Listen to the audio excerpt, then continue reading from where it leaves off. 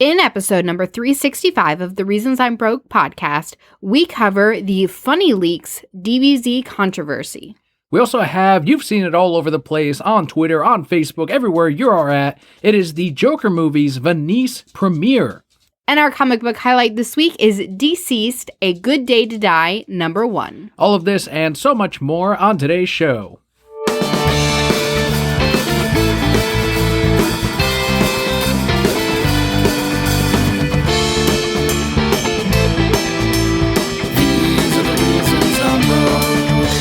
Hello and welcome to the Reasons I'm Broke podcast, bringing you the reasons we're broke every single week, ranging from comics, movies, TV, video games, and more.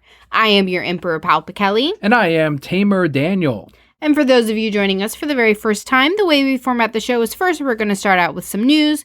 We have our Patreon shoutouts, our comic book highlight, and we wrap up with our Brocat block, which is what happened with Daniel and I this week.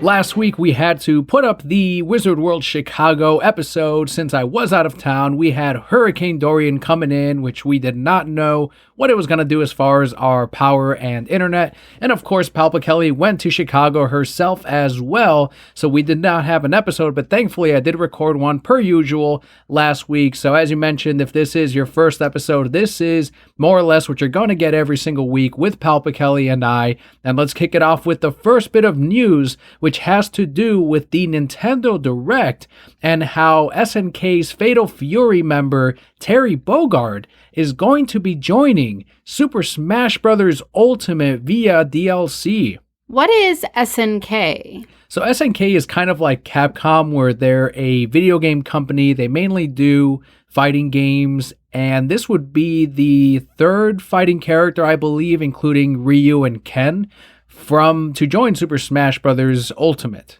So it's not Snack. No, not at all. Has nothing to do with snacks.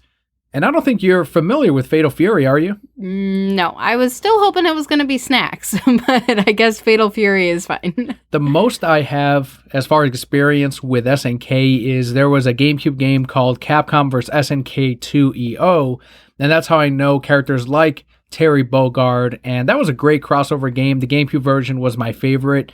It had a lot of great controls that you can use, especially on the GameCube. So Terry is actually going to be joining via a either 5-character DLC pack that you can buy for $24.99, or if you just want Terry, it's $5.99. I still don't know who that is, so I will be purchasing none of these. However, they did also release Banjo and Kazooie, which I thought were one person too, but whatever. Yeah, those were put out right as the Nintendo Direct, pretty much like a few hours after the Nintendo Direct wrapped up. So it was a nice surprise for everyone to get back on Super Smash Bros. Ultimate, try out Banjo-Kazooie, and pre-order this new DLC pack, which the way they did it through the video, they had a lot of the SNK characters, and they were teasing as to which one is going to make it into Smash Bros. Ultimate.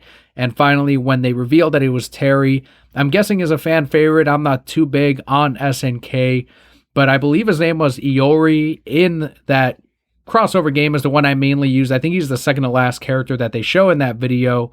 That's who I mainly had as my 3-part character. So I was a little bit disappointed that it wasn't him, but I wouldn't be surprised if they added more from SNK. Moving on over to the big screen and movies, MGM has hired director Ben Wheatley from Doctor Who and Free Fire for the Tomb Raider sequel to 2018's film, according to Deadline. That's right, the sequel to what I believe is probably my favorite video game adapted movie. They did a great job with this Tomb Raider sort of adaptation of that first game.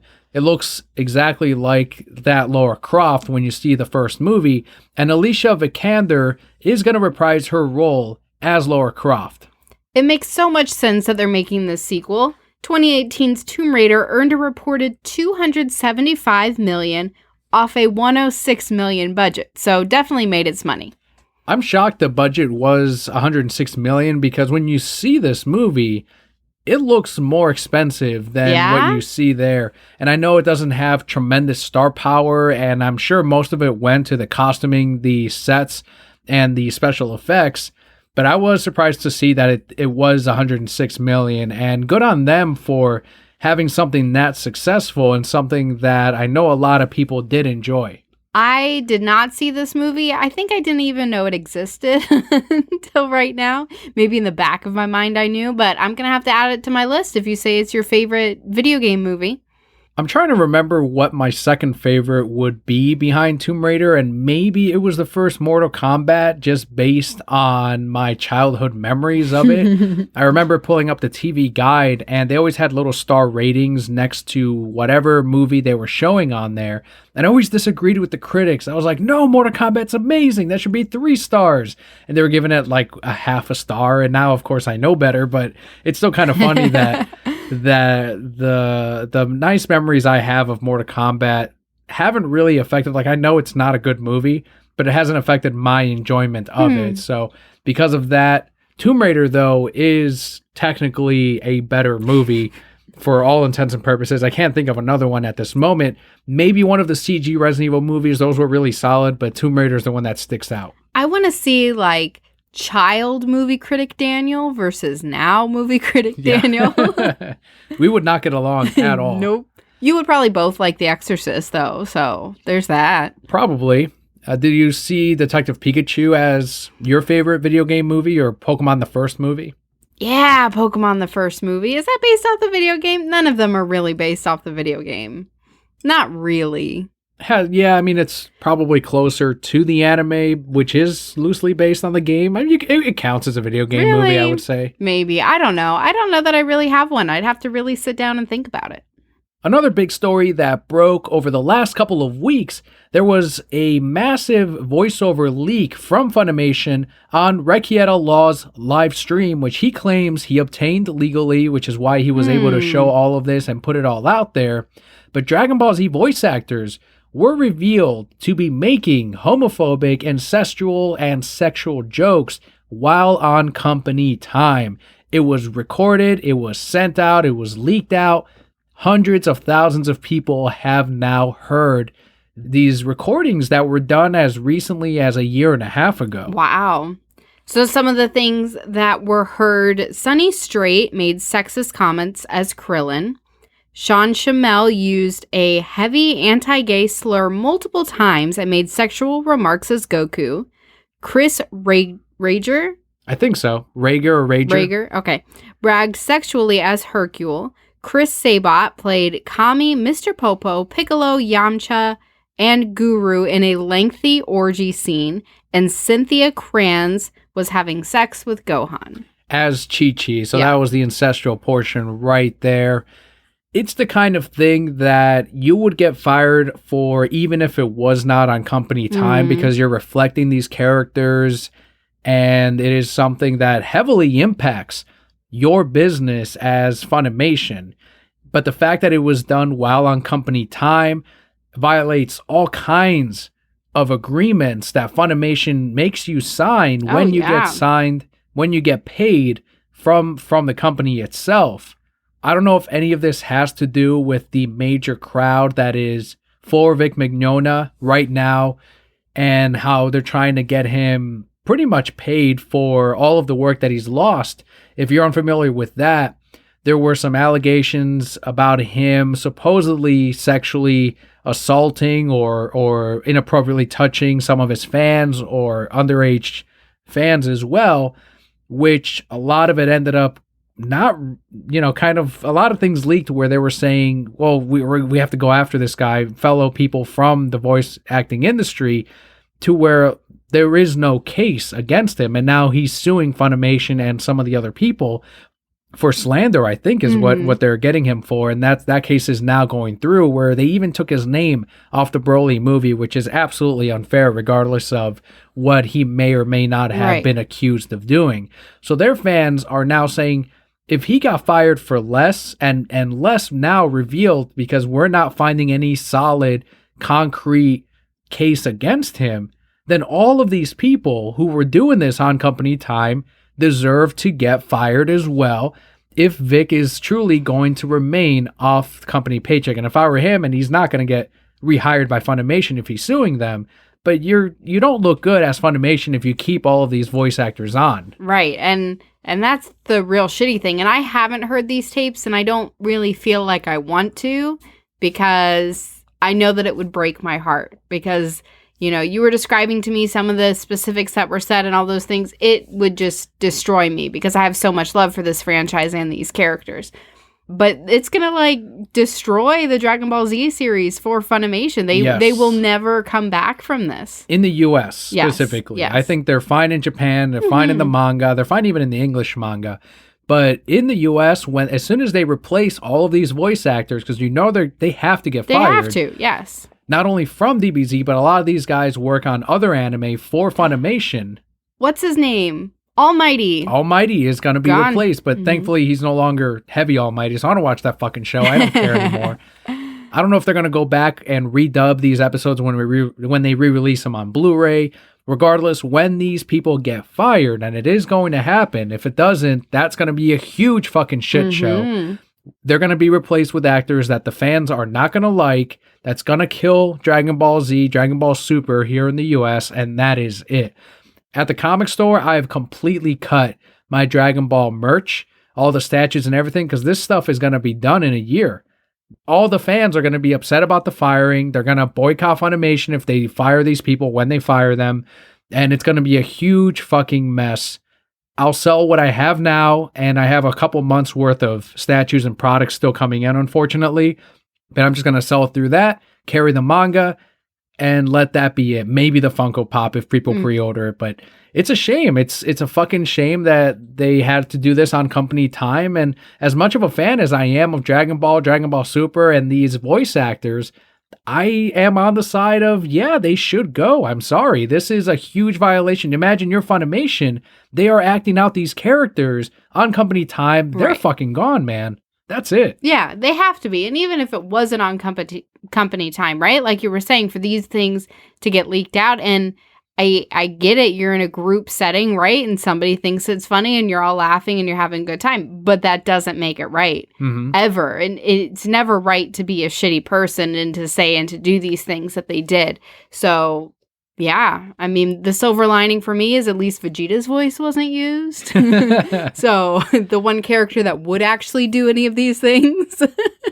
That'd be hilarious if they fire everyone, but Chris Sabat can only play Vegeta because that's the only character he did. He's like, damn it. I would still be, okay. Why do you think he didn't use Vegeta? Because he has too much respect for Vegeta. You think that's it? Maybe. I don't know. Because the other ones are funny, but everybody respects Vegeta. Who doesn't? But I say again, he's like the worst character of all of them. So if anybody would have done this, like past Vegeta would have been all about it. I was going to say Akira Toriyama. I don't think he respects Vegeta. No, but fuck him. Jesus. So none of the voice actors have been commenting on the leak. Goku voice actor, though, Sean Schimmel, has been blocking those tweeting at him. Of course. He's probably getting the worst of all of them. That's right. He is, because in particular, he is facing backlash from the LGBTQ community.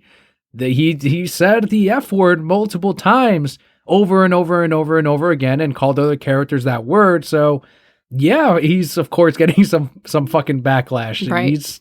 He does have it the worst. Everyone else was doing sexual jokes, and some were saying like pedophilic, but you can't say that Chi-Chi was fucking Gohan when he was a kid. It's not clear enough. It's just her making that fucking joke, but it's still ancestral, but that's still not as bad as saying a homophobic slur, I think 10 or 12 times, something ridiculous. Well, and for him to kind of be the face of that show, right? Because he's all over the place. Everybody knows Goku, even if you know nothing about Dragon Ball Z, you know Goku. So if you were the voice actors, I mean, would you black out as well from social media? Just not say a goddamn thing? I wouldn't even block anyone. I would delete the apps on my phone and be like, you know what? I can't, because anything I do now is going to be forever looked at. If you're blocking someone, that's a story. If you're favoriting a tweet, that's a story. If you're active on there, that's a story.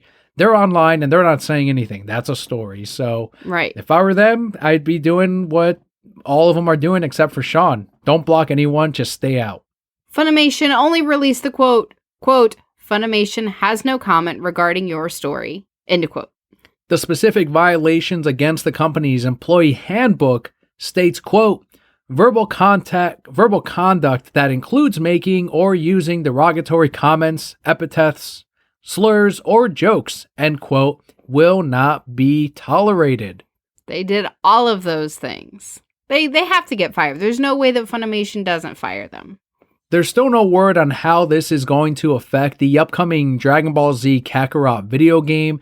A lot of people suspect that all of that is going to get completely redubbed, which is a huge money sink for the company because that game, from what we understand, has already been dubbed. It's been, all the voice actors have done their work, and now it's all going right back to the drawing board. Right. When the new season of Dragon Ball Super, I don't know how far along they are, but if they did any work on that, now that also has to get redubbed and reworked. It's an absolute mess. Well, you got to find people first, too. You can't just, start redubbing tomorrow. They have to find a whole new cast.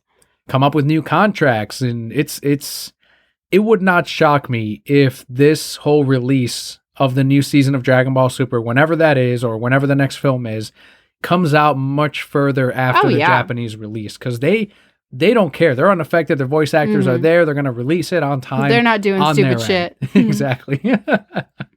It's a shame, man. It affects my business and it sucks, but it is what it is. I talked to Bobby, who also runs a local store, and he's like, yeah, I'm also done with my Dragon Ball product, and he specifically does gaming, so his card games and board games, that's all finished. He's not going to order any of it, and especially since he, like I, run a family store, I cut down all my posts from the store that were Dragon Ball related because I didn't want any trolls. I didn't want any, how dare you put this up, any of that. It doesn't matter. Cut all of that, deleted them, and in our personal Twitter and stuff, I will still have those posts going up because it's the Japanese version, and am I going to fire myself from the reason? Right. It's fine. I've got the manga that I still enjoy, and those pictures I will post eventually, and some of the neat statues, but other than that, it's just a damn shame. I still have my fan fiction, so there's that. But my hopes and dreams are crushed. I did like a couple of people that were like, so, Pedo Perv James Gunn put up all those tweets, so you're going to hold them to the same standard? And I was like, yeah. Why not? Go ahead. What are you talking Go for about? it. Why is this a question? I won't make fun of him as much because it's not the MCU, but, that's kind of the fun of poking at James Gunn. Do you think I could audition for Vegeta's voice? Do you think they would choose me? I think anyone can. I think they'll take anyone at this point. Would that be all my hopes and dreams really coming true if I got to be Vegeta? Probably. I mean, it's a girl that does it in Japan for Goku. Yeah. They'd be like, okay, take one. And I'd be like, Bulma, I love you. And they'd be like, Kelly, that's not the line. I'm like, it's the line now.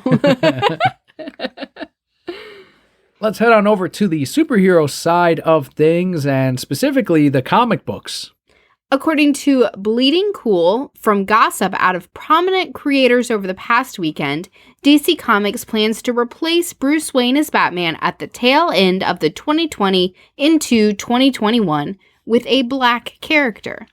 So there's rumors of a possible Batman death by the end of this year. No. I think it's going to be a retirement from Batman by the end of the Batman Catwoman miniseries, in which either he is traveling the world with Selina, it's his honeymoon or whatever, especially after the events of Batman recently. He's going to go through another tough time, but he'll, I'm guessing, have Selina there for him, especially since we're going into that Phantasm comic book next year. But while I'm sure we're going to get Bruce Wayne in that miniseries, and if you want Bruce Wayne Batman, you can pick up Batman Catwoman. But the rumor is that meanwhile, in Batman and possibly Detective Comics, this black character, as Bleeding Cool's been told, will not be Duke Thomas, who is currently Lark, but instead could be Black Lightning or Luke Fox, who of course is Batwing. That's the more likely one that people have been jumping on. All the speculators have been getting the first appearance of Batwing and Luke Fox.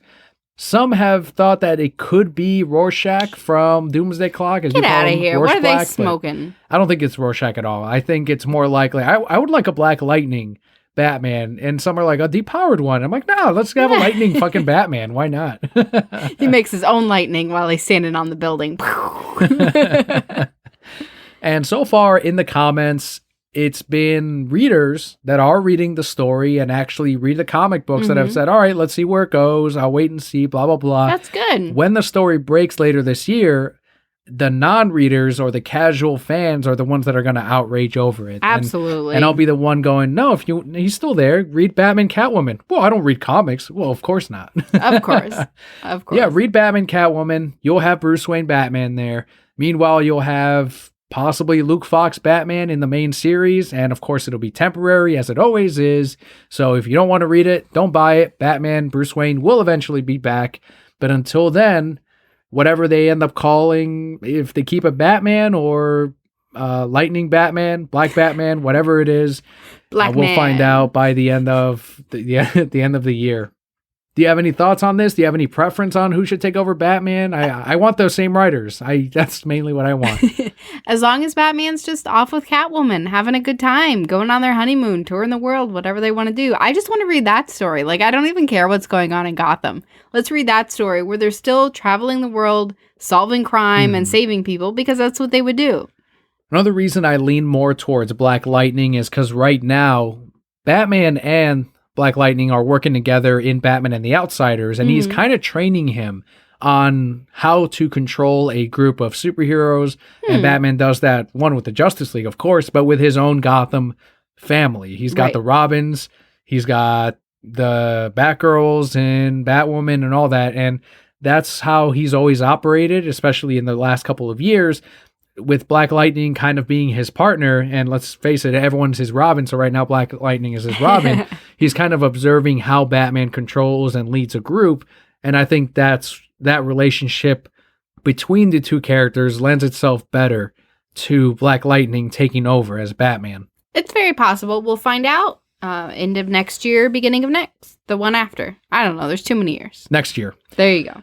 The Spider-Man Tom Holland Sony/Disney breakup is still going weeks after. All the MCU sheep are still crying.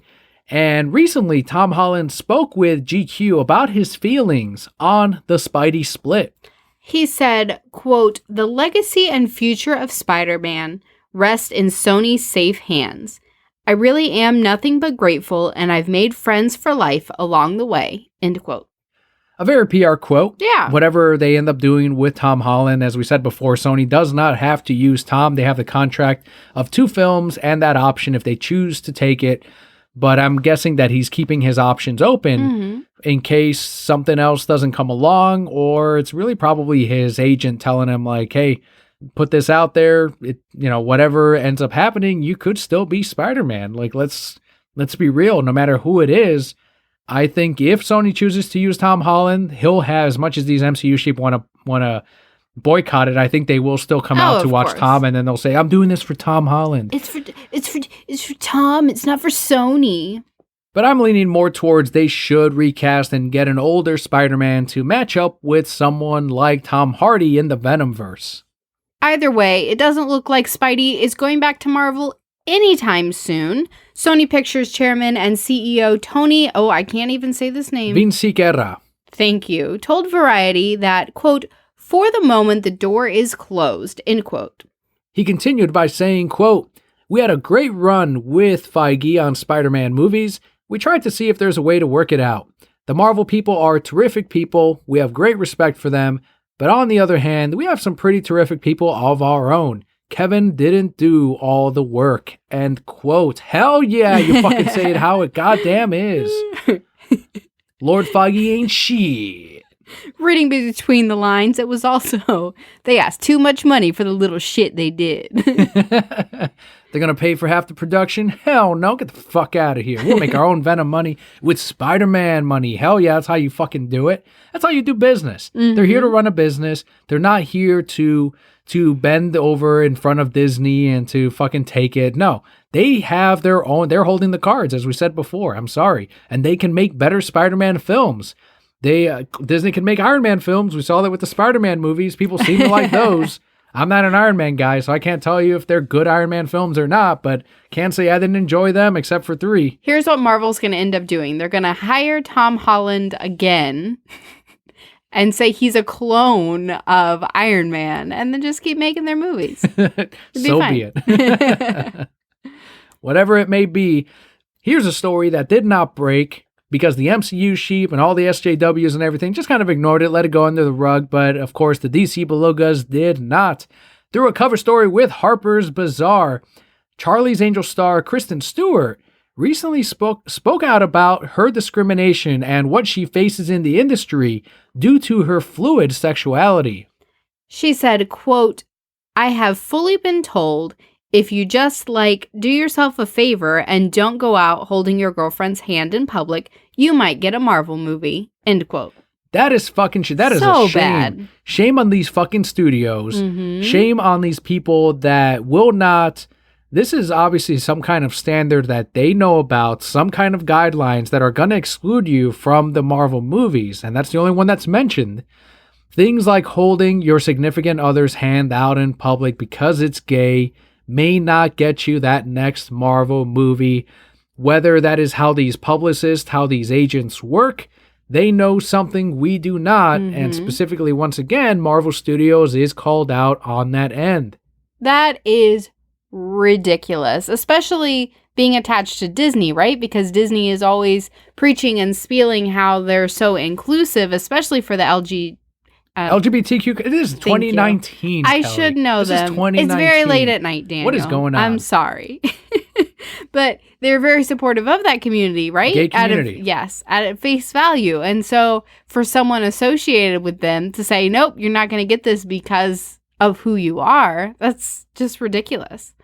So we have the future of the DC universe with It director Andy Muschietti, who's confirmed through Forbes, finally, officially, that he'll direct Warner Brothers' long-in-developed Flash film. They're still working on that movie? Yes. It's not a part of the DCEU. See, as soon as they got rid of Snyder's universe, all of these plans that they already had in place, this long-term plan, went out the window. As soon as they hit the panic button after BVS, that's when the shit hit the fan. And it especially got confirmed after Justice League, although the changes made from Snyder's Cut already told us that they planned on going in a completely different direction, which is a shame, but we are still going to get a Flash film. When asked if it would be horror themed, Andy responded with, quote, "An element of horror? I don't think so.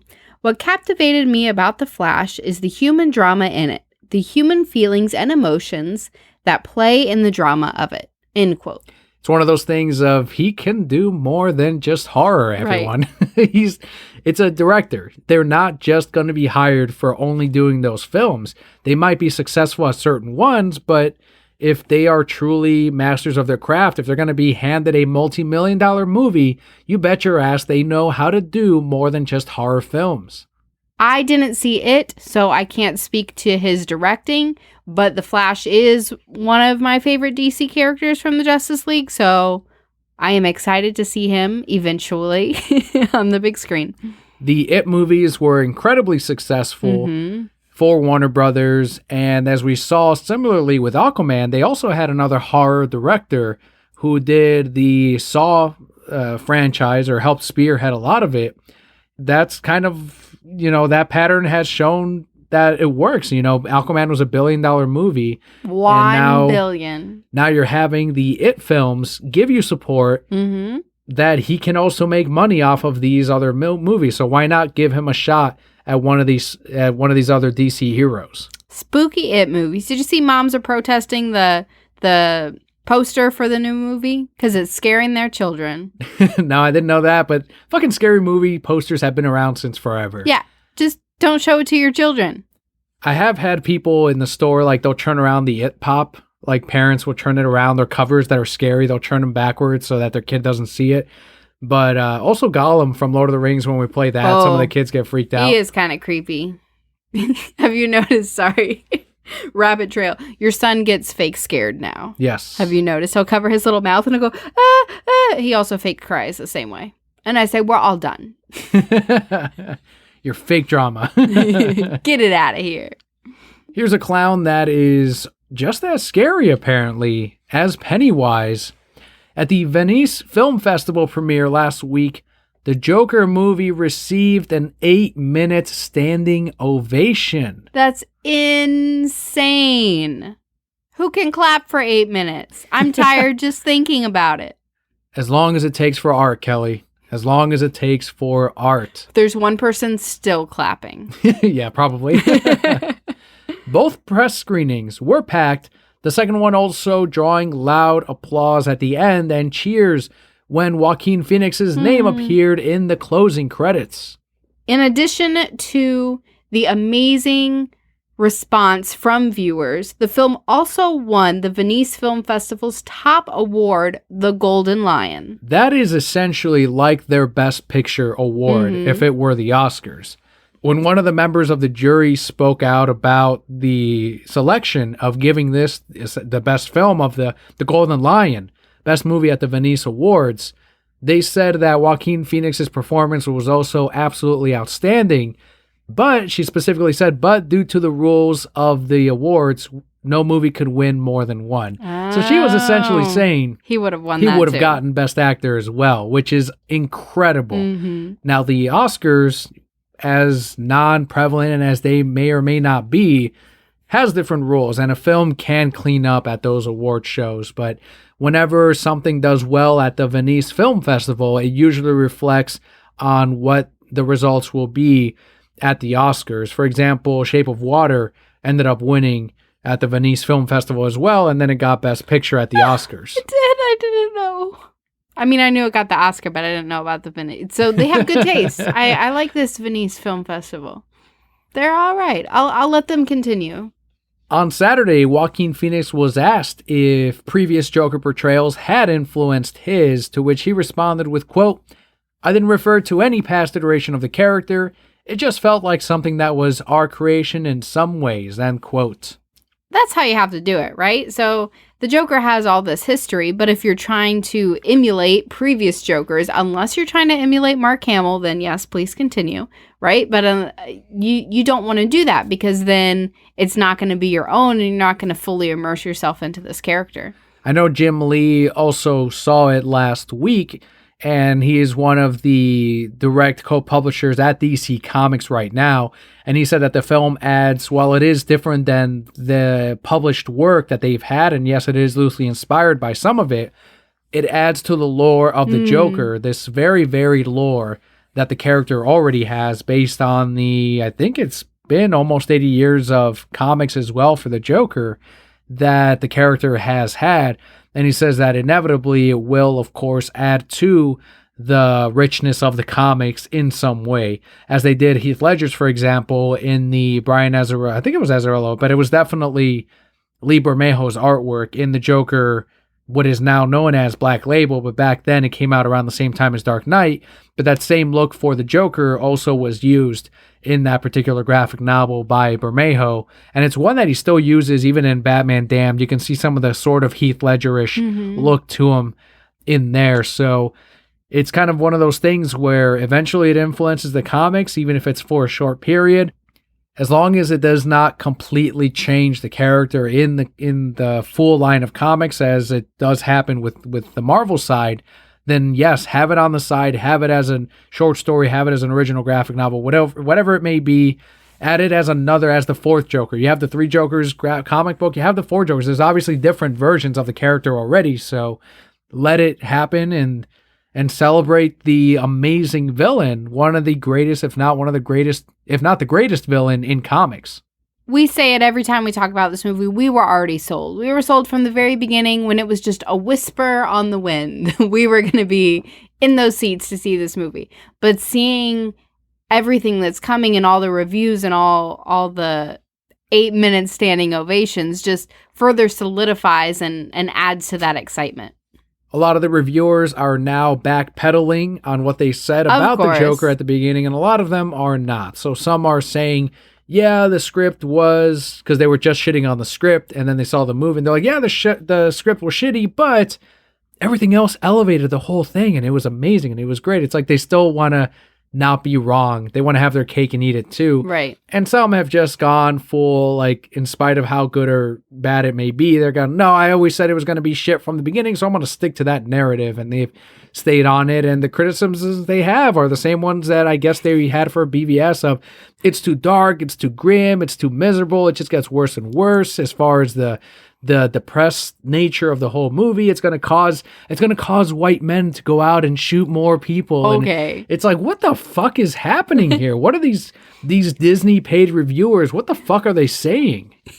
So there's one of two options for why this is happening. One, it's a bot that Disney has paid for that's typing these reviews. The second is they're typing these reviews, right? In a dark room. You just see their face lit up by the computer screen. And they're like, the Joker is a terrible movie. It's going to do da-da-da-da as tears streak down their face. And then their loved one comes in.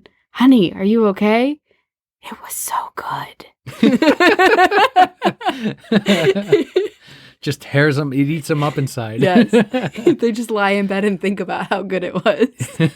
and then they have to go to like the first screening, but they have to wear a hood and sunglasses. So nobody recognizes them, even though nobody fucking would, right? And then those tears again.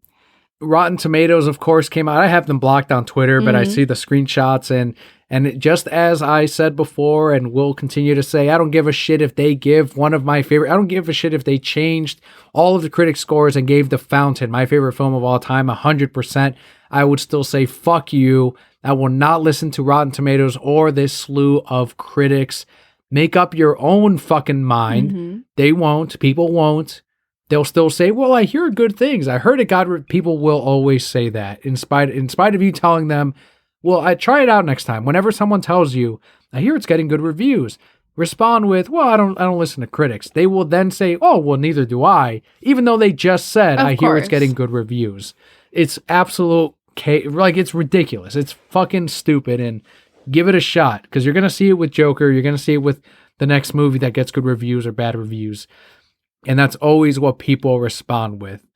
The common thread that I've seen written on Twitter about it from people that have seen it is that it is uncomfortable. It will leave you asking questions about how people are affected by society, by the way we treat each other, how the people that are in poverty are struggling, and how politics can go into this. And it explores several aspects of life, of what this society that we're living in. And it's not a comfortable movie to watch. The Joker, even though he is the sympathetic character, does very despicable things in the movie to then make you uncomfortable as well as the viewer, because you were just feeling these positive things about him. And there's all kinds of mixed emotions that are there. It's there to challenge you as a viewer, as art should. Take some tissues is what I'm hearing from this. I don't know if you'll cry. I don't know if it's that kind of movie. I cry in every movie. I don't know if this is... No, You don't think I'll love him enough to cry when he makes bad decisions, as all moms do? Joker comes out on October 4th. Hopefully tickets are on sale by the time this episode releases. I'm waiting. You're refreshing like every 5 seconds. I check every fucking day. I need the best seats. I'm going on Thursday night. It's happening.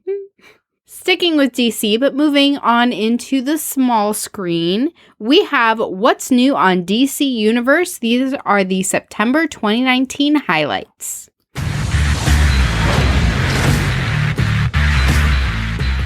This mainly refers to things that Papa Kelli and I have watched or things that we're looking forward to. First one on this list is Titans Season 2, which I believe has about 2 episodes out now. Yes. We still have to finish Season 1. I think we're 1 episode away. We finished Season 1 of Titans. We did finish it completely? Yeah, it ended in that cliffhanger, right? Remember with Raven's dad? Mm-hmm. And then Robin was stuck in that dream world. Bullshit. I don't even remember. But yeah, we finished Season 1. As we know, Season 2 heavily features Deathstroke. Mm-hmm. I've seen some terrible GIFs of Trigon in Season 2 where he's real robotic looking, and I'm like, I don't know. I don't know if it got a budget cut or what, but that could lead into that theory of things were changed for Season 2 to not feature Trigon quite as much, and instead maybe someone in a costume. We also have Batman and Mr. Freeze Sub-Zero. Based, of course, straight out of this story, building off the story that they ended up winning an Emmy for, which was Heart of Ice. I don't think the movie did quite as good a job. I think Mask of the Phantasm is a much stronger movie. Heart of Ice is an amazing episode, one of the best Batman anythings you will consume. But it's nice to see that they went, well, I mean, that was the next logical choice, right? If you finish Phantasm, you're like, well, what's the next, what else can we make a movie out of? They've already done the Joker in a way with Phantasm. Why don't we expand on the Emmy Award winning episode? And they did. And I like it, but it's not Heart of Ice. They expanded it. There were just a lot of weird things in that movie. They tried. I'll have to rewatch it just to see if it's as kind of non-memorable as I remember. The only thing I really remember is he had, like, his head was detached. No, you're thinking of season 4. Oh, okay. This is the one where he had the polar bears. I thought his head became detached in that too. No, this is also the one where there was another villain who wanted his ice powers, essentially his immortality. I believe that's what it was. But again, I'll have to watch Sub-Zero. If that is, then it was hella unmemorable because I don't remember that at all. Another one on this list is The Batman versus Dracula.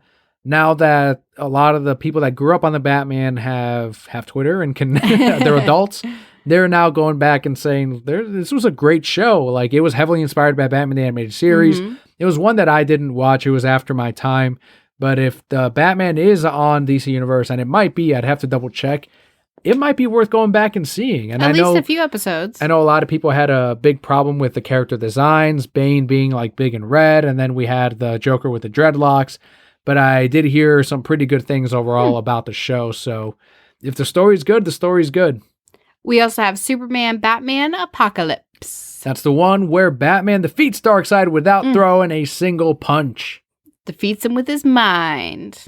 Also, the first part to this, so Apocalypse is the sequel to Superman, Batman, Public Enemies. Mm-hmm. I don't remember that one at all. Not going to lie. I believe it's like their first partnership in this particular universe. It was based on the comic. I believe it was McGinnis. I could be wrong, who did the artwork. But I definitely like Apocalypse a lot more. And that's it for the highlights of what's new on DC Universe. You can find the full list, go online, Google it. They'll have everything up there. But this is just what pertains to us and what we're interested in.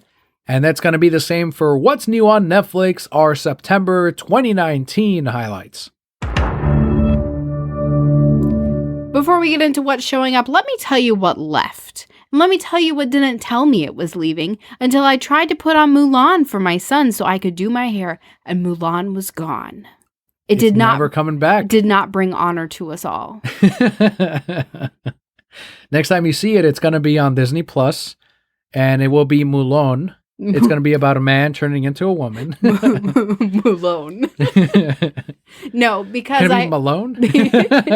because I had to go and buy it on Vudu so that we can continue to watch it. And for $5 more, I had to buy it in HD. So there was that. Might as well, right? Right. For $5, you might as well. So we still watch Mulan every day, even though it's gone off Netflix.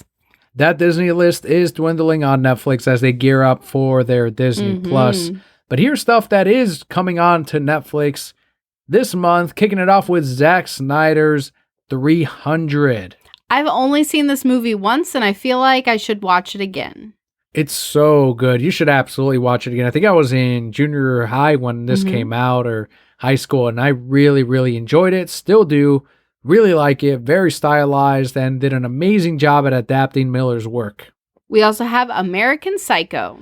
That's on my list of probably top 5 movies of all time. Really? I love American Psycho. It's my favorite dark comedy. It's higher than The Cable Guy. Cable Guy would probably be my second favorite dark comedy. Really? I didn't think anything could top Cable Guy for you. As far as dark comedy? Yeah. Oh yeah, American Psycho easily. It's all right. So good. Yeah, you got to watch it. It's on. If you have Netflix, watch American Psycho, please. It's hilarious. It's really funny. Like, I know it was marketed when it came out as like a horror film. The movie poster shows Patrick Bateman holding a big knife Halloween style, but the movie's not about that at all. It's not a slasher flick. Next up, we have Naruto. It's Naturo. Something, season 7. For all the weebs out there, season 7, you can now watch that or rewatch it or catch up with that. We had talked about Gollum earlier. The Lord of the Rings, The Two Towers, and Return of the King are on Netflix. People are gonna go crazy. People still love those movies, and it's been so many years. I'm waiting for the Hobbit trilogy to go on there. Mm-hmm. Those are like 3 hours each, I'm sure, too, but it's something I can play in the store and not hit continue on There for you go. pretty much my whole shift. We also have The Walking Dead Season 9. And finally, Gotham Season 5, which I believe is the final season. So you can watch all of Gotham on Netflix. But that does wrap up what's new on Netflix September 2019. Again, these are just our highlights. Go to Google. You can find the full list of what's showing up and what's leaving. Before we go into our comic book highlight and our Broket block, which is where Papa Kelli and I have been, let's give our thank yous with our Patreon shoutouts of the week.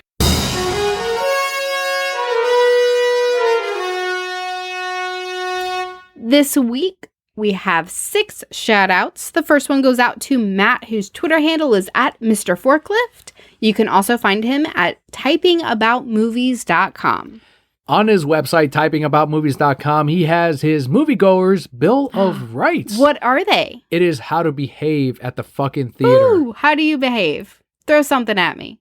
Turn your fucking phone off. Oh, yes. Turn it on silent. Don't talk during the movie. There's Yes. a whole slew of rights on there, and I agree with all of them. Now, let me ask you, you're talking about turning your phone off, right? What if I have to leave it on for the babysitter? Not on loud, just It might say silent on his Bill of Rights, Okay. but regardless, it's a great list that I absolutely agree with. I think one of them was, I have to look again, but it was like arriving on time to the theater. That way you're not just walking in and interrupting the whole fucking thing as you're getting into the seats right in front of you, like all that shit. I hope that kicking the seat in front of you is on there because that's Oh my fucking God. bullshit. Yeah. But that's becoming less of a problem now with these big ass seats, these recliners that make it impossible for you to kick the person in front of you pretty much. Next on the list, we have Jared, whose Twitter handle is at SpoonSandwich. You can also find him at youtube.com/Jared Monroe. So help him out, Brocats. He tweeted out on Twitter, once again, at SpoonSandwich, quote, "Who's your favorite fantasy author?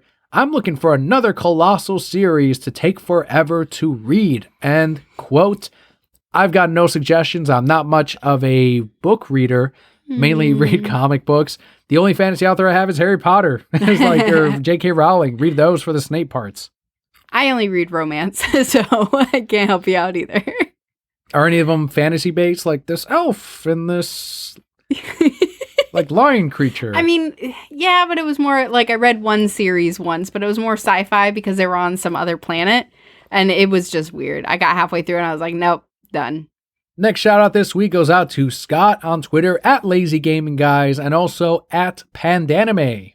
Scott picked up an awesome Trunks Banpresto statue last week. It's one of him kind of lounging. He's got his hair down, and it's after I think his. I saw it. You did see it? Yeah. It's after the hyperbolic time chamber when he had the longer hair Cool. before they fight Cell. And he was just chilling. He's just chilling, has his sword down. Yeah. It's a cool statue. Cool. We also have a shout out for Jose, whose Instagram is at Kingdom T-shirt. Make sure to follow at Kingdom T-shirt for your T-shirt and design and decal needs. Next up is at Innsmouth_Tide. He tweeted out, quote, "I'm as close to 500 Twitter buddies as I've ever been. Granted, I'm pretty sure a good 150-ish are Twitter bots trying to sell me energy drinks or weight loss supplements or something. For you real humans, hey, thanks." End quote. If you like your new comic book day posts, anything comics, make sure to follow at Innsmouth_Tide. Let's get him to 500 Twitter followers. Final shout out this week goes out to Elizabeth at EP Lifts. She said, quote, "Finally watching Swamp Thing. I really like the story and the cinematography is great, but is this really Swamp Thing? I think not. And for that reason, I don't love it. But I'd recommend highly to the non-comic book readers." End quote.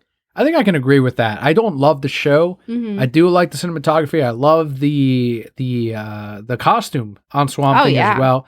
But if you're talking about the red and the green and the for example, Snyder put together in the New 52 run of Swamp Thing, or even what Alan Moore put together, this is not really close to that, but it's still cool to see a decently made Swamp Thing adaptation. Yes. The thing about the red and the green, though, is I feel like they were leading up into that. Yeah. Like, you have the rot and you have the green from what we've seen. I think we still have 2 episodes left. I think we have like 3. Oh, we're close to finishing this first season. We're over halfway there. So they're definitely, at this point, leading up into that. And I think if we had gotten more episodes in this season or a second season, then yes, it would have morphed into that.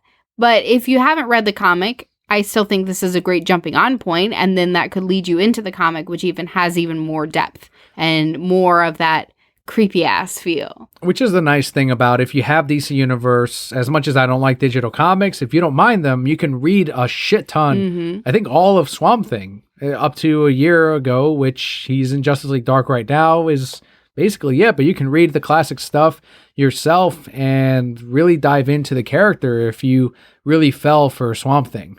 But that does wrap up our Patreon shoutouts for the week. Thank you to all of our Patreon backers who help us every single month with the reward tiers. That helps give you a better show. If you too would like your shout out for just $1 a month, head on over to thereasonsimbroke.com/thereasonsimbroke and you can get your shout out. I will stalk your Twitter and or Instagram and find out some cool stuff to share on the podcast. But of course, our podcast will always be free. The best thing you can do is let your friends know about us, reach out to us on Twitter or through our Discord lounge. On our Discord lounge, you can find the link in today's episode. You can find other Brokehead Core members in an ongoing chat and pretty much share memes, talk about the latest comics or shows. It can pretty much be about everything. We all become very good friends as soon as you join that Discord lounge. But with our Patreon shoutouts taken care of, we can move into our comic book highlight of the week.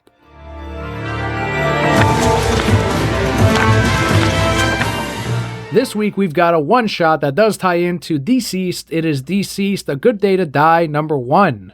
This is written by Tom Taylor with art by Laura Braga and Derek Robertson. And the colorist is, oh man, this is a great colorist name, Rainey Barredo. Do you approve? I do. That's like one of the best colorist names. Like the only better colorist names would be colorist. Or hi-fi? Or hi-fi is a pretty good one. High C would be a good one too. But Rainey Barreto. I'm Rainey Burrito. Rainey. I'm just going to call him Rainey. It is an amazing colorist name. So this one shot, I know that Tom wanted to explore the New Gods and tell this story, and unfortunately, the main DCeased comic book didn't really leave room for that because it's got its own plot going on. But the editor did say, all right, you can have one shot, but that's it. Only one. Pick out one piece of candy. As good as DCeased has done in sales, and it has been, and readers seem to enjoy it, and the 2 variant covers have done extremely well. If this had been Marvel, you'd see a full line of tie-ins for DCeased as you're seeing right now with Absolute Carnage. Holy shit. So many tie-ins, so many one-shots, so many miniseries, and the Absolute Carnage overpriced main series. DC did not do that. They said, here's your one-shot, here's the New Gods, here's Mr. Miracle, here's Constantine, here is Big Barda, and it tells you that side story, which is nice. It kind of explores the magical aspect more on how or if magic at all affects this anti-life equation. I was sucked in like from the first page to see the story unfold, and it just got crazier and crazier and crazier. Then by the end, it was something that you never saw coming from the very beginning, and you're just going, oh, shit. Yeah, it does start off as a Mr. Miracle story along with Big Barda, but it transforms into a Constantine comic. I'm like, holy shit. Like that wasn't as marketable, I'm sure, but at the end of it, it's but you it's got a your really way. Cool story. I know you don't like comic book version of him, but what'd you think? I just pretended he was TV. Constantine. Did it work? Yep. Sort of. It was okay. I was still rooting for him at the end. Do you think this one shot is worth picking up if you're reading the main DCeased comic? I think so. I didn't even realize it was a one shot. I just thought it was part of it because it still has that same feeling, right? They're still trying to figure this out and move forward and have that hero mentality of we have to save the world. What are we going to do about it? I think this could have easily been an addition to the series. Maybe make that a 7-issue mini instead of a 6, but it also worked out that they ended up doing a one-shot. It's done okay at my store. It hasn't really been picked up by as many DCeased readers, unfortunately, but you know, it is what it is. I think that further reinforces the decision of not forcing this as a full tie-in, because maybe it wouldn't have done quite as well, whereas the main series, the main line of DCeased is doing incredibly awesome. I think if you're reading that one, definitely pick this one up. I do have to give a little bit of spoiler, though, because I want to talk to you about it and see your thoughts. Did Mr. Miracle escape? You don't see him. I think he did, but the only thing is you see Big Barda become one of the zombies in it. So I feel if he would have escaped, she would have been able to as well. I think they both would have escaped together. And that's the one thing. So? If they had not had her in the rest of the comic, I thought that would have been awesome. Because it's like, oh, leave it ambiguous. Like, you don't know if they escaped, and obviously you think they did. But yeah, I think Mr. Miracle at the very least did. And unfortunately, Barda did not make it. They're going to turn back time. It'll all like work out the way that it's supposed to, and everything will be back to normal. It'll just be the DCeased universe, I think. You think so? I don't think it's no, it's not in continuity. No way. You don't think they're going to save the universe? What, are they going to turn back time or something? I don't know. They're going to use some magic or something. And if they don't, it's fine. I think they should just let it be the DCeased universe. Have like a zombie verse out there, even if you already have the Black Lanterns. Like, have more of them. have DCeased. You can come back to it. Make a sequel. Make more money for them and for the story. You sound like that instructor from that movie. Break his arms, break his legs. Let's head into the final part of the podcast today, and it is the Broquette block, where Kelli and I have been. Our Broquette Corps came out and asked us a bunch of questions this week, which we cannot wait to answer. But first, because I'm pretty sure it's pressing on at least some people's minds, we had Hurricane Dorian breeze past this last week. You see what I did there? Breeze past. If you live anywhere on the East Coast, you were in some way, you knew about this hurricane. Mm-hmm. And it is, I know a couple of Broquette Corps members reached out and were, wishing for us to be safe during this particular hurricane. Broquette Corps member Bobby freaked out. he bunkered down along with Jared, and I'm pretty sure they're still bunkered down right now. He was flipping out about it. It's going to be terrible. It's going to be the worst thing ever. And we got lucky. It did not affect us not even half of what Bobby said was going to happen happened. And it's how we can say, well, that was nothing. It was still something, because the islands got hammered and got destroyed, and many people died, and it's not something to take lightly. We were just simply lucky. That's all it is. The storm ended up shifting and weakening a lot. It ended up sitting on the islands for longer than they expected. So that really ended up helping us out here in the Central Florida area. But it was still something that affected my job. It affected your job. Mm-hmm. What ended up happening at yours? So we closed all the stores in the state on Sunday. So that everybody could take care of their family. So even though the storm wasn't set to hit until like Thursday night, Wednesday, just closed it all so that everybody could get taken care of. But as we mentioned 2 weeks ago, I was supposed to be going to Chicago, or I did ultimately make it, but my flight had to get rebooked 5 times because the airports were closed and open and closed and open and closed and open, and then just pushed back. And so 5 rebookings later, I was able to make it, but what that was a week of essentially nonstop work and stress, because I was on conference calls every day, and it takes 3 hours to close down a store entirely and then another 2 to bring it back up, and I had to be present for both of those, and texting out everyone to make sure that they're safe and give instructions of this is what we're looking at right now, and of course, the stress that comes with taking care of the family. So do I have snacks for everybody? And I never got gas. I still haven't gotten gas. So I'm, extra glad that it didn't hit. But it was a lot. And just the vibe in the whole state was just panic. Yeah. Everywhere you went was panic. It was like everyone was Bobby.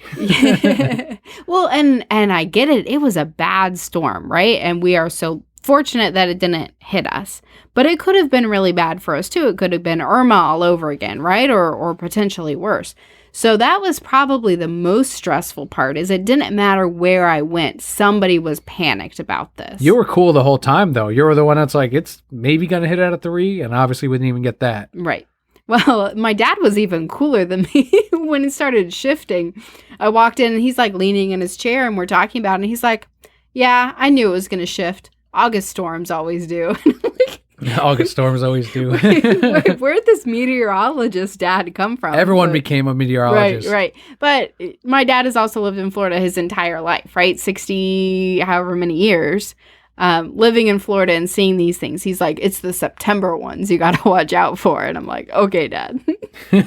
So now we know. But I've learned in these situations, right? Panic gets you nowhere. It just increases the panic and the mayhem. So I still followed the memes the whole time.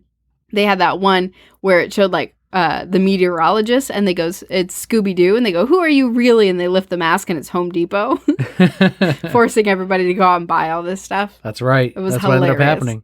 How was it for you? So New Comic Book Day it's on Wednesday, but our shipment comes in on Tuesday. Mm-hmm. We ended up closing early, unfortunately, on Tuesday. It was one of those things that on Tuesday, it's like, we should just stay open till close, but we had already put up on Instagram and on Facebook everywhere that we were going to be closed early. So it's like, well, screw it. But up until 2 p.m., we did good sales. So it was like, holy shit. Like, yeah, we absolutely should have stayed open. It's a shame. But because of that, FedEx would not open on Tuesday. They refused. And we couldn't get our shipment of comic books, even though at that point we're like, yeah, it's not really going to hit here. FedEx is like, nope. Not opening. So probably the same thing of like, no, we already told our workers we're not. It's a pain in the ass to get them all to come in, blah, blah, blah. So we're like, all right. So first thing in the morning on Wednesday, we were like, yeah, we're going to be open on New Comic Book Day, but we don't have new comics right away. So I know the owner went super early to FedEx, to the warehouse, grabbed the comics, brought them all back. We got to the store super early. We got to breaking down all the stuff. And by the time we opened, we were still breaking down everything, getting it all filed, getting it all done. I would say everything was on the walls by 1 p.m., but subscribers could get their books hours earlier than that. And so that ended up working out for subs that normally come in on Monday or early in the morning. Subs that are like, well, I'll still come in anyway, that kind of thing. It worked out. And everyone else, I did a little video, my little live stream in the afternoon and said, hey, the books are here. They're out. They're finished. I know some of the local competitors had theirs directly shipped, so they had theirs on time. So I'm like, I was panicking a little bit, but we were only behind by a few hours when it was all said and done. So it did end up working out pretty well for us. And I know a lot of subs waited till Thursday, the next day, to pick up their books instead, because they're like, well, I don't know if they're going to have them on time. I'll just come in tomorrow. And their Thursday total was ridiculous. It was insane. So a lot of subs did wait. That was basically it. I did feel bad for my part-timers on Thursday because they were like, yeah, man, it was really bad. We almost called in, one of you, but we knew that as soon as you guys got to the store, the lines would have been done. So. Of course. But it's good though. I mean, none of my subs that I've talked to so far were impacted negatively in a big negative way. So everyone was kind of like, all right, catching up on work, catching up on everything else, and things are more or less kind of back in rhythm. Yeah, kind of the running joke around places is we have worse storms at 4 p.m. every day than that one really was. And it was mostly over the evening, and we just, it was far enough off the coast, and I'm sure further up or closer to the coast, right? It hit a little bit harder, but for us, we were fine. You had mentioned your Chicago trip. Did you want to touch on that now, or did you want to wait till after the questions? Sure, I can touch on it. So I did finally get on a plane to Chicago, landed in Chicago at 11:05 p.m. Chicago time. It was a crazy, crazy long day, but it was 2 days of conferences for the company that I work for, and it was absolutely amazing and just further reaffirmed that I'm in the right place because they're so people-focused and not just money-focused. So there's secrets that I could go into all day, right? But I'm not going to do that. So that was incredible. And then I was, rooming with a new friend, and we really bonded. And at 10 p.m. one night, she went and got her nose pierced, and I got my ear pierced in some Chicago tattoo shop because why not, right? We're there. But it was deep dish pizza and alcohol all the time and, beautiful weather. And I slept maybe 15 hours the whole weekend. Yeah, not much of a vacation. It really wasn't. They were long days that we made even longer because we were having fun. Right. So it was great to have that time and to learn more and to bond with the people that I work with now because I've only really been at this company for 4 months now. So that was great, but I was happy to get home to my boys. It looks like you both survived. Yeah, we did. So happy to get home, to be back here. I do miss the weather, but Overall, Chicago weather blows. I will say that. Okay, it's but when we cold. were up there right now, it was beautiful. I'm glad you had fun at Chicago, and I know some people were like, why didn't you guys coordinate to go together? But being that you went up for a work thing, you were staying at a work-mandated hotel and conference and all that. So it's not like she and I could have gone on this trip together. Well, you also had that trip planned like a year ago, and I just started working here 4 months ago and realized it could be a possibility. So it would have been a lot to move things around and coordinate and find somebody to watch the little man. And so let's head into the rest of the Brocat block. We have 4 questions here from the Brocat Core. The first one comes from Twitter user at DCU FanFam. He asked, what are some comics in your personal pull file? So, like, go-to comics? Pretty much stuff that we're right now is on our pull list that we read, I guess, is what... I guess it would be, what are you reading right now is more or less the question. Well, I'm reading DCeased. I'm reading Archie still. Archie and Sabrina's going on. I still really like the Wonder Twins. When they show up, I'm really enjoying the Wonder Twins. That got extended. It was originally, I think, a 6-issue mini. Now it's 12. Yes. No One Left to Fight? Is that what it's called? Yeah. Where DBZ... Diet DBZ? Yeah, the author tweeted back at our episode and talked about it a little bit. Was he like, yeah, it is DBZ? Pretty much. Like, he's like, we all like Vegeta. Something like that. Yeah, we do. We do all like Vegeta. He's the best. What's that other one? Oh, man, Space Bandits? Space Bandits. Yeah. I have Spladies, that. or whatever you called it. Oh, Spadies. Yes, the Spadies. That's sitting in my pile. Ascender we've been reading. I think we're down to one of... maybe the last few issues we're going to keep picking up, though. We'll see. I'll see how this one catches me. Yeah, I'm reading Batman, Detective Comics, DCeased, Doomsday Clock. It's mainly a DC pull list for me, but yeah, I'm also reading Space Bandits. Anything by Mark Miller, except for it's Prodigy we ended up dropping. Yeah. But anything else we are buying from Sharky the Bounty Hunter is another one that we're getting as well.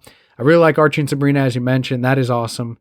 Sonic the Hedgehog, Tangle and Whisper, which is the offshoot miniseries from Sonic the Hedgehog. That one is great from Sega and IDW. Tangle and Whisper? Yeah, those are 2 new characters that spun off of Sonic and they took off online and now they have their own mini. That sounds like a romance novel.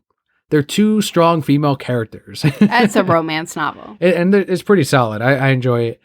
I'm not reading anything from Marvel. You will see some books on my pull list not on pull list, the new comic book they posts, but those are cover pickups or variants that I do enjoy. I still don't like that even Marvel's, like, it's funny that the paper quality reflects the art. It's so cheap and shitty. Anytime you pick up a Marvel book, unless it's a big title like Absolute Carnage or like King Thor, it's going to look like crap. And a lot of artists, you'll ask them on Twitter, ask them right now, they'll tell you who pays more. It's the independent comics and it's DC. They're the ones that are paying more, so they're going to go over there. They're going to get the best artists and their comics are going to look better. There are a multitude of reasons on why we don't pick up any Marvel comics right now. One of the Brocat questions does touch on that, actually, the next one. But anything we post on our new comic book day group, or rather the posts every single Wednesday, is more or less our pull list. This next question is a pretty lengthy one from @CubanSlim, who asks, quote, so we have heard the terrible atrocities that Marvel Comics pushes on local comic book stores for their ordering process, pricing, massive offshoots, and amounts of titles, as well as incentive variance requirements and non-returnable issues. How can we voice our support for change? Who do we contact? The easy answer is vote with your dollar, but that is a massive long shot. Marvel Comics are way too mainstream and popular. There has to be a way to not only make the correct folks aware of not only fan, consumer, collector disappointment, but also at the retailer level. This problem alone can shut the stores on local comic book stores, especially non-chain stores, and push readers away. I was a massive buyer and reader of Marvel. I'm down to one single title now. Been that way for almost 5 years. #Amazing Spider-Man. That's it. It's a shame, really. End quote. That's an amazing, great question from Bobby. Once again, sent straight from probably a private Wi-Fi signal from inside his bunker right now as he's braving Hurricane Dorian. I'm sorry, I'm going back to this. They just released, so all the trash routes got messed up, so they just released, like, here's the new trash routes because of Dorian, and somebody goes, Dorian's coming back? That's funny. Sorry, continue.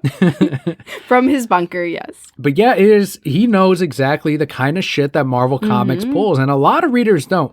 I think that's the main issue, Bobby, is the readers that buy the comic books don't understand the non-consumer or retailer-friendly practices, these predatory practices that Marvel Comics has been putting forth for many years now, it seems like this, especially compared to, let's put aside the whole Marvel versus DC debate, but when the only company that is not doing returnable comics, that is doing these ridiculous incentive games of, if you hit this percentage, then you can get this cover, or you can get that cover, or you can have the privilege of buying this many copies of this.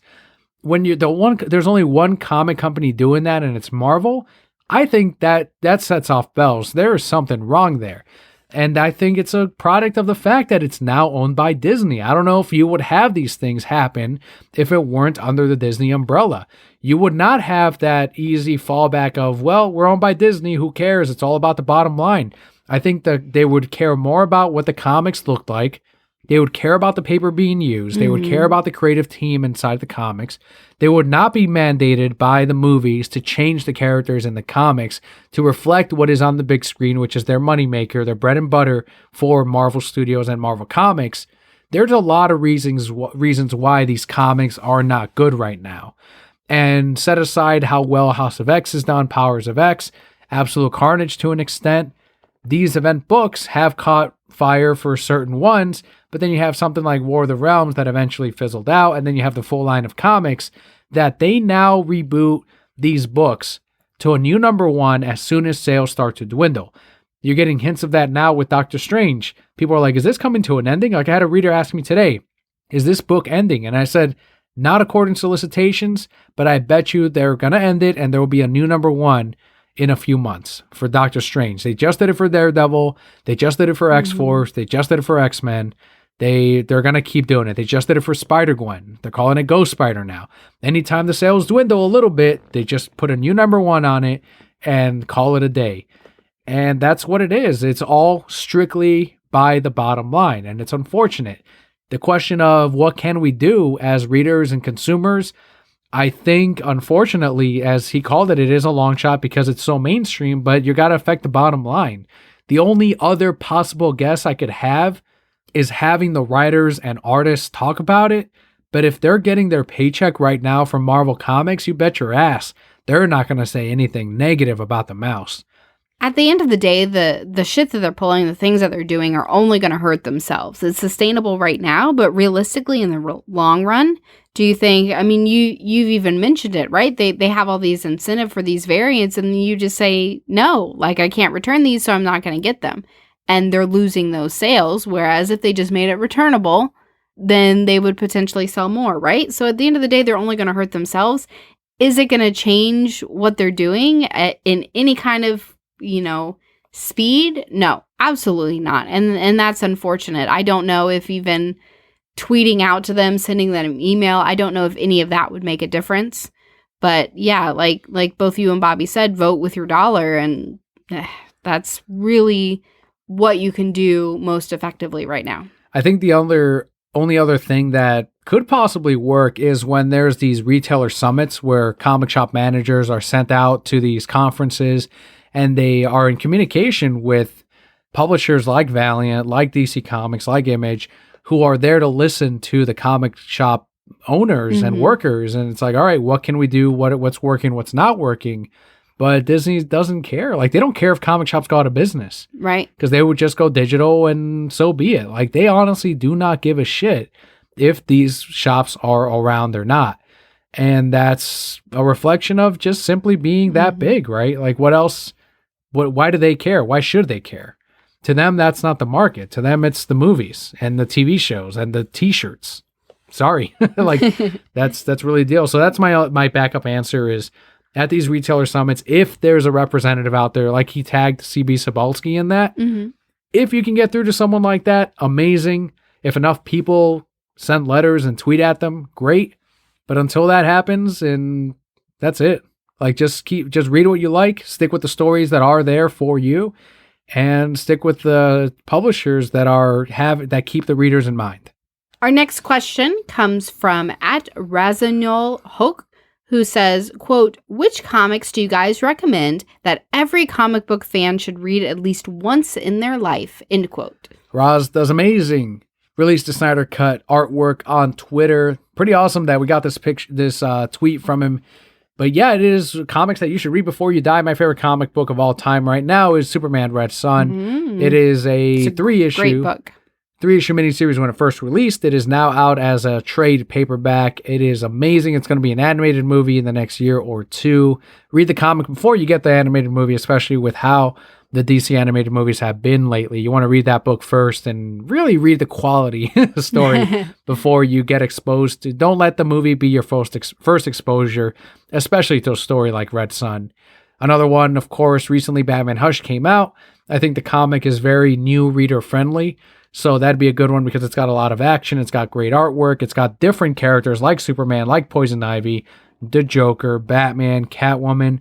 If you're reading Batman right now, the whole romance between Selina and Bruce, a lot of that gets explored in Batman Hush. And I think that continues in a way in Tom King's run.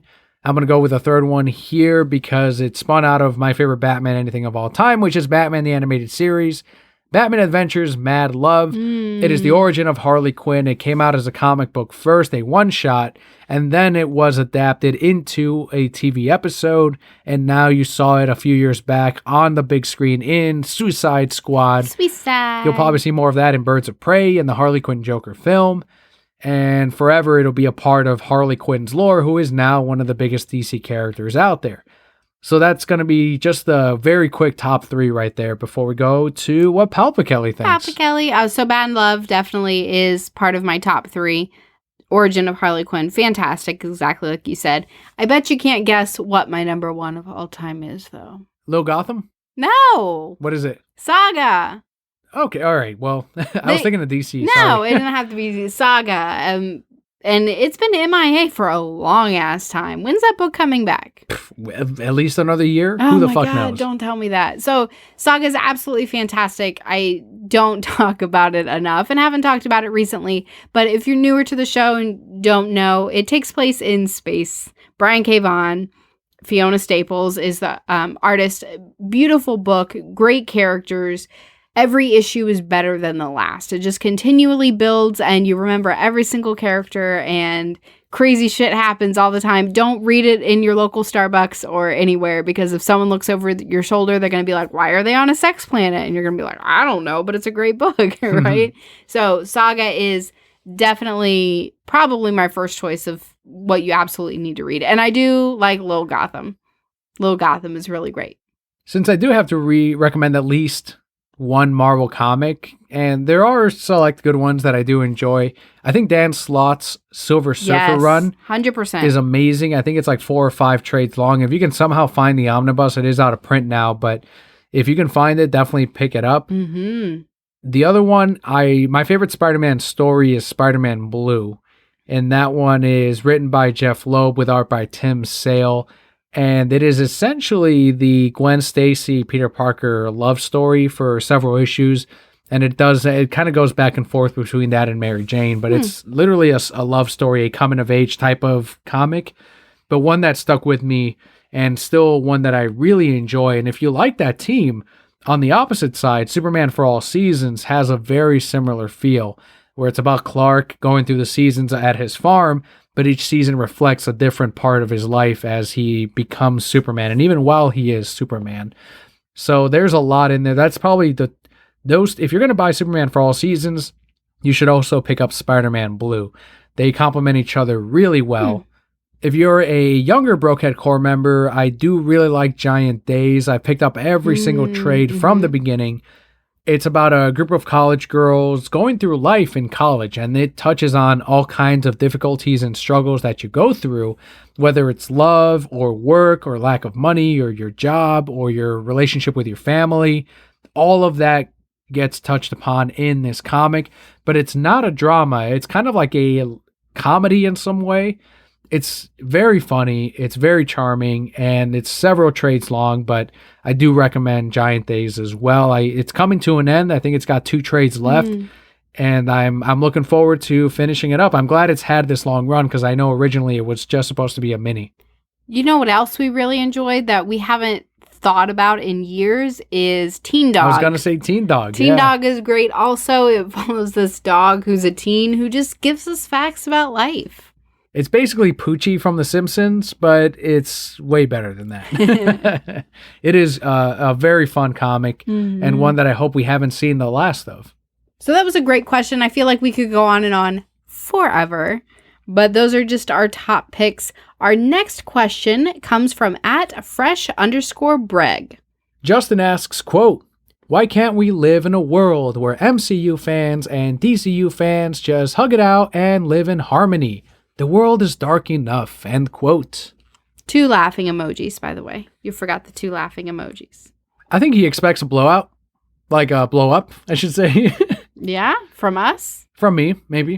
And he's going to fucking get one. You know why? Okay, go ahead. Not against him. Against the MCU shit. Okay, and I know he says he claims he is one. But the reason why we can't have harmony between the MCU and DCU, set aside the fact that there's always been Star Wars versus Star Trek, Marvel versus DC, Coke versus Pepsi.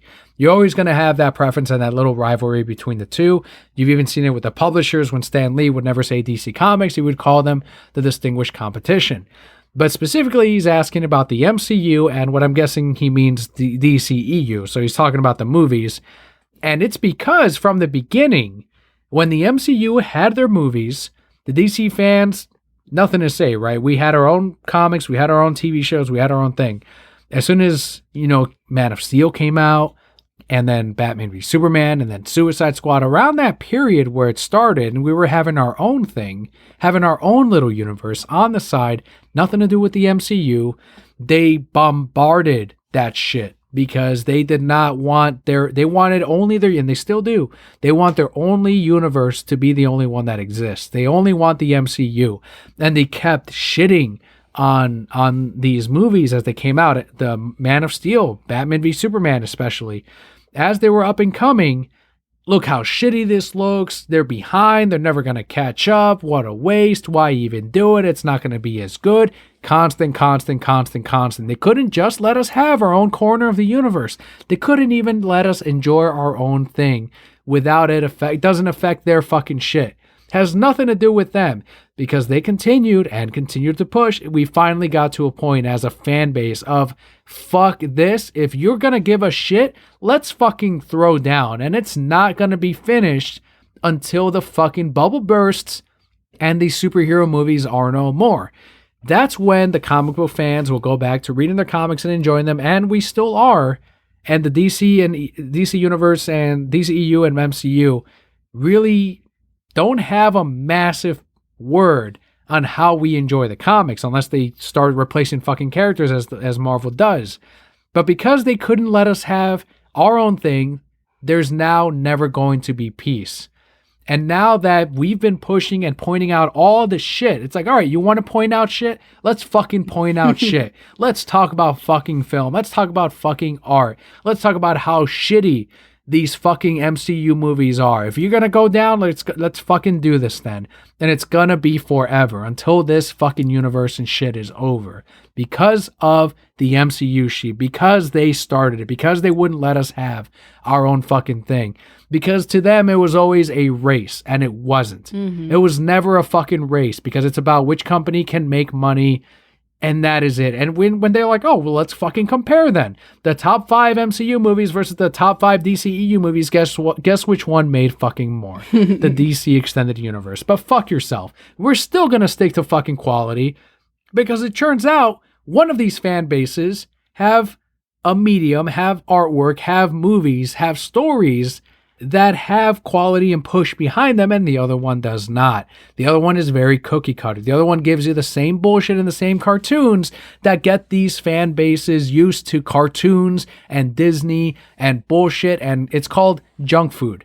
It gives them junk food cinema that makes them scared when they see shit like Batman v Superman, like the Joker movie that challenges the fucking mind, that gives you more to consume on a multiple viewing. Because guess what? It's nothing like the shit that they're being fed and deep fucking throated with. The shit that they fucking put down their goddamn faces. It's different than what they get, so they immediately push against it continuously. Since the beginning, that's what they've done, because they don't know any different. So that's why there can never be harmony, because they fucking started it. They wouldn't stop. They continued. All right, we're going to play the same fucking game then. What more do I have to say beyond that? Why do you not like the MCU? Pretty much, right? Like as a DC fan. Is it basically the characters that you're just a Batman fan? I mean, I am a Batman fan, but I think it's the fans that piss me off more than the actual movies. Like, I can enjoy a junk food movie. Sure. Would I be bored through some of it like I was with Doctor Strange? I found it an incredibly boring movie. Yeah. But would I have given them the opportunity? Probably. But now it's just become the point of I have to see their movie and I have to like it. And if I don't like it, there's something wrong with me. Right. And it becomes a personal attack on me. And yes, I don't want to say all fans, right? There are plenty of people who enjoy there are plenty of people who enjoy the Marvel movies that I know wouldn't make that personal attack on me. But when I would voice that I like the DC movies, it'd be like, well, you're wrong. So why am I wrong about what I like, right? That's what I like. So that's really what it became is people's insecurities and pushing what they feel should be right onto you and making it a personal attack on your own personal preference. And as long as the world is that way, and it's not just about this scenario, it's about anything in life, right? Especially with the internet being so easily accessible to where you can throw those attacks at people. So that's why there will never be harmony and peace in general. Yeah, that's a massive thing about it too, is anytime it's like, well, no, I didn't like it. It became a giant fucking thing. Mm-hmm. It was worse around the time when Avengers came out, because I worked every week at a comic book store, and the customers would say, come up and be like, hey, did you watch Avengers? Oh yeah, I did. What'd you think? That wasn't for me. Like, I'd keep it as simple as that. It's like, what do you mean it's not for? And then my coworker's like, well, he's a DC fan. Well, can you believe this? Like, he didn't like it. It became a fucking pile-on. And it was just, that's only one example. It happened every fucking time that one of these fucking movies released. You know what that does to someone? It makes them, one, not like these fucking movies, not like their fan base, because we're seeing it constantly. We're seeing the worst of the worst. We're seeing how these fucking sheep behave, and we're sick of it. Now I tell them, I'm like, this is why I don't like these fucking movies. Now it's no longer neutral. It's not for me. Now it's, I think they're shitty movies. I think they're not good. I haven't seen any one of these because I think it's a terrible universe. I'm like, look, we're going to be honest, and they're going to treat me like shit because of me saying it's not for me. Because of my Then preference. I might as well say something that is my fucking preference. My fucking preference. Do I attack you when you say, oh, I don't like burgers from this place? No. Right. And we have. The DCEU fan base has had this for 10 years. 10 fucking years of this bullshit. Why do you think we're like this? Ask yourself why you think we're like this. That's it. That's all I've got. I'm done. I'm finished. And so is the podcast. Let's end the show. Yeah, thank you guys so much. The podcast award ceremony will be on the final Sunday of this month, which is on International Podcast Day, which is on September 29th at 9 p.m. Eastern Time. Or 6 p.m. Pacific time. If you go to podcastawards.com, they're going to be streaming it live on there, and they're also going to be mirroring the stream onto their social networks, including Twitter and Facebook. So if you follow at Podcast Awards, you can tune in to the ceremony once again, Sunday, September 29th at 9 p.m. Eastern. We can see if the Reasons I'm Broke podcast, you nominated us for the Podcast Awards under Games and Hobbies. So thank you so much for that support. And let's see if we made it all the way this year. Is the third time the charm? Fingers crossed. Sure hope so. If you want to follow us, we are on Twitter at Reasons I'm Broke and at Kelli. Be sure to tell a friend about the podcast. If you enjoyed the show, subscribe, leave us a review wherever you can. Otherwise, I've been Tamer Daniel. And I am Emperor Kelli. And Brokehead Core. All will be well.